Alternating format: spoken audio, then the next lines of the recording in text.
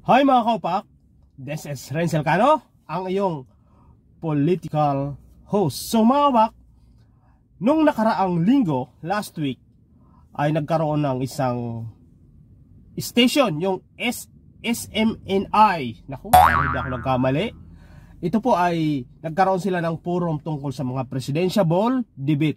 So mga kaupak, apat na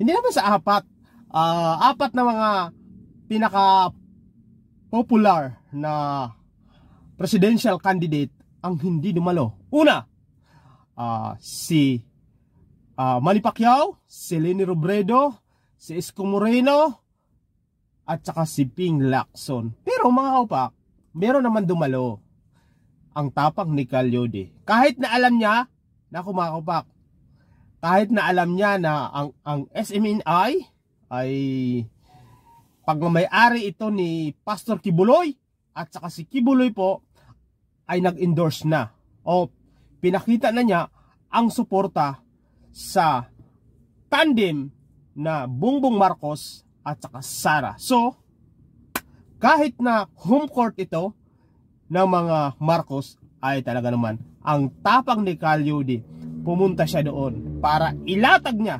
Although obligasyon yon sa isang mga presidential debate na, pero wala tayong konkretong batas para pwede ma-offense o makasuhan ang isang presidential na hindi pumunta sa mga pinapatawag na mga social media or mga broadcasting company o institusyon tungkol sa mga presidential debate. Wala tayong batas na konkreto nga nagpaparusa o kaya nagkakaroon ng offense sa mga kandidato na hindi tumatakbo. Kaya mga kaupak, dapat may isang congressman o mambabatas, senador, or kahit na sino, basta gumagawa ng batas, ay ang gumagawa lang naman ng batas ang congressman at mga senador.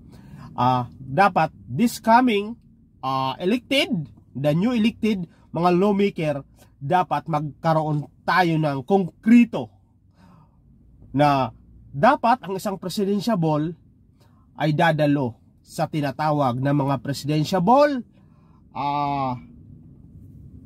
debate, except lang yung emergency at hindi inaasahan, di ba? Kailangan kasi hindi naman perfecto ang buhay at saka ang batas.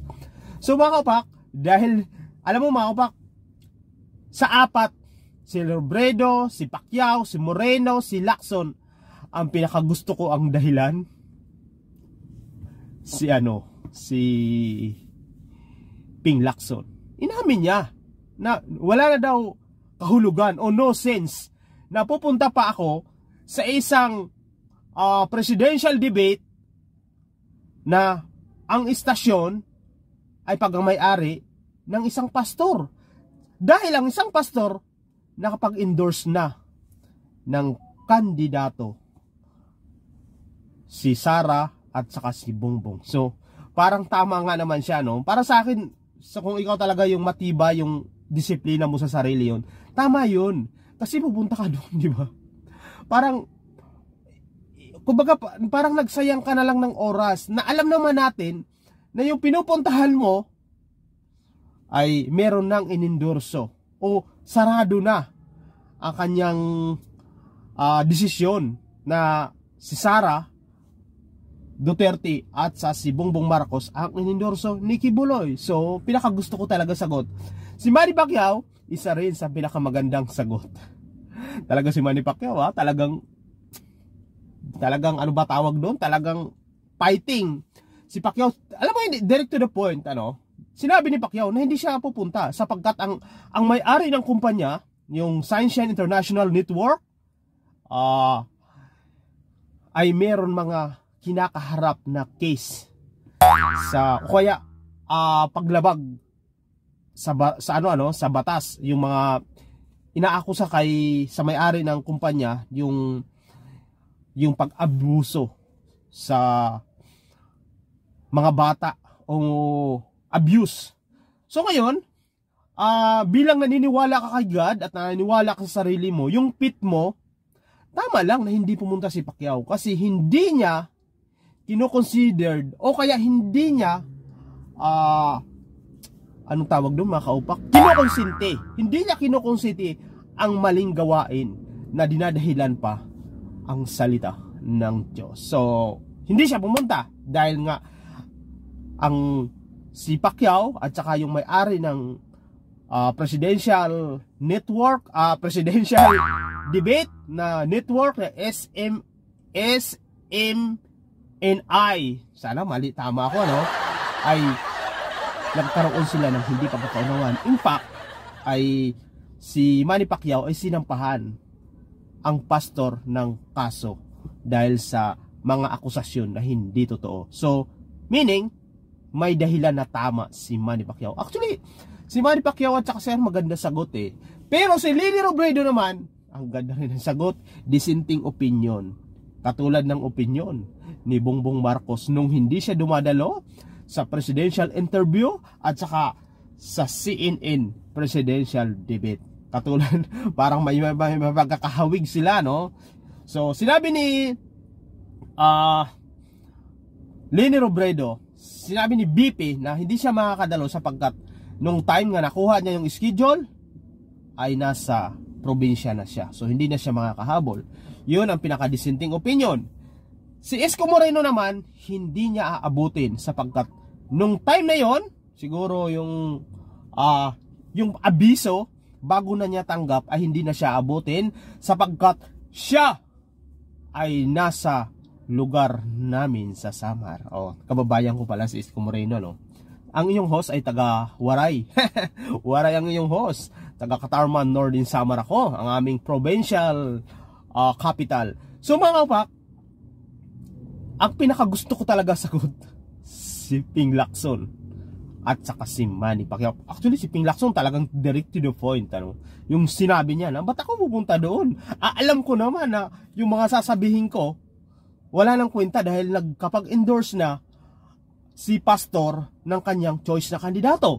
Mas gusto ko na lang na mag-ikot para makadaupang palad yung mga tao na bumubuo, naniniwala sa kanya o bubuto pa sa kanya. Tama naman yun. Si Manny Pacquiao, tama rin. Pero feeling ko lang mga kaupak, dinahilan na lang ni Manny Pacquiao yun. Kasi nga, pero tama yung punto niya, ang linis, para siyang talaga yung sagot niya kumbaga attorney yung gumawa, ang linis yung sagot niya. Hindi ako pupunta sa isang tao na meron paglabag sa saligang batas o hinahabol ng batas o meron nasasangkot sa hindi ka nais-nais na gawain ng isang matinong tao or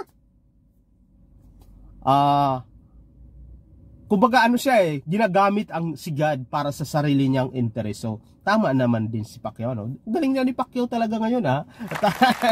So mga ba, bilib ako Calyodi. Kasama niya doon si Bongbong Marcos at saka si Defense Secretary dating Lorenzana, no? Ay nako, bilib na bilib ako kay Calyodi dahil talagang kahit na home court, I don't care. So mga opak, bilib na bilib ako kay Calyodi. Talaga namang pinakita niya si Calyodi kasi yung larawan ng isang presidential na talagang pangmasa. Pero katulad ng sinasabi ko ng mga last vlog ko, si Calyodi ay wag nyo ismulin dahil ang credential niya talaga nakapagtapos siya. Kaya lang ganyan ang look ni Calyodi sapagkat si Calyodi po ay talagang yung buhay niya itinaguyod niya sa pagkikipaglaban sa paniniwala niya na dapat malamang actually yung mga batas niya, yung mga sinusulong ni Calyodi, batas na puro pang may hirap. So mga kapak, dapat talaga ngayon mga kapak, ang litis ngayon, merong gagawin na presidential debate this coming 24 I guess 24 CNN, pero si Marcos hindi ulit dadalo. Hindi natin maintindihan, no? Pag yung mga malalawak yung resources na mga debate, hindi siya dumadalo. Pero sa SMNI, siguro dahil hindi na tayo nagkapaka-ipokrito, pabor sa kanya dahil siya nga ang endorso, dadalo siya, di ba? Tumatanaw din naman siya ng utang ng loob. Ba't hindi ako dadalo dito? Ako nga in-endorso nito. Pero pag mga ibang company, o mas alam mo mga kabak, ang CNN ay malaki yan. originally, kung hindi nagkakamali ang inyong host, ang CNN ay hindi galing dito sa atin. Ang CNN ay sa ibang bansa yan. Nagkaroon lang sila dito ng base network broadcasting. Kumbaga, nagkaroon sila ng branch. So, hindi siya hindi siya maliit na network. So, ngayon, mga kaupak, hindi si Bongbong Marcos dadalo. Pero yung mga ibang presidential dadalo. Pero mga kaupak, alam mo, dapat magkaroon ng konkretong batas o institusyon sa mga lahat na presidential debate or hindi lang presidente vice president, senador at saka party list. Naku, itong mga party list ang gigigil ako dito. Hindi ko alam kung anong pinagagawa pero kumukuha ng budget sa gobyerno pero hindi sila malinaw kung ano yung pinaglalaban nila. Although ang pinaglalaban nila in general, maliliit na sektor. Pero pag mga kagipitan, hindi mo sila makita. So, ano ang ginagawa ng isang party list? Kaya dapat magkaroon ng konkreto, naku, nagkaka-energy ako, magkaroon ng konkretong institusyon o batas na mag-oobliga sa isang kandidato, presidente man, vice president, senador at party list na humarap sa mga debate na mga kandidato. Dahil kung hindi mo oobligahin sa batas o hindi mo gagawin institusyon, maaari ang kandidato, pwede siya mag-decline, pwede siya sabihin, hindi ako pupunta dyan. So, hindi natin makikita kung ano talaga ang plataforma niya, ano talaga yung mga tanong sa kanya na marami na hindi niya nasasagot ng maayos. O, malalaman talaga natin kung may laman ang utak, di ba? Kung paano sumagot, paano magsalita sa harap ng publiko. Kaya mga kaupak, shout out sa mga kongresman at senador, dapat gumawa ng batas o institusyon na mag-oobliga sa isang kandidato na organize or i-regulate ito ng COMELEC. Kasi ang COMELEC, sila yung pinaka-powerful agency kapag panahon ng halalan. Hindi sila basta-basta dahil independent body sila. So, ang COMELEC ang magre-regulate na kapag ang isang kandidato ay hindi dumalo sa mga pinatawag na presidential debate, pwede sila ma-offense o makasuhan. Kasi kung hindi mga kaupak, karamihan sa kandidato hindi pupunta, dadaanin na lang nila sa TikTok. Joke. Kasi ang hirap no?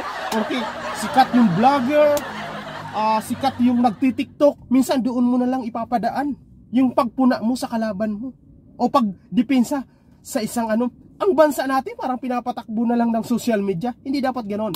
Punta, humarap sa tao. So mga kaupak, yun ang dapat i-regulate ng COMELEC pag nagpasa ng batas, ang mga mambabatas para yung mga presidential hindi nakakapagdahilan. Dahil kung hindi, pwede silang ma-disqualifies o ma-offense. So mga kaupak, hindi porke sikat sa TikTok at saka sa YouTube, yun na ang iboboto natin. So, buti na lang yung host ninyo ay hindi sikat. Hanggang sa muli mga kaupak, this is Ray Salcano. Bye!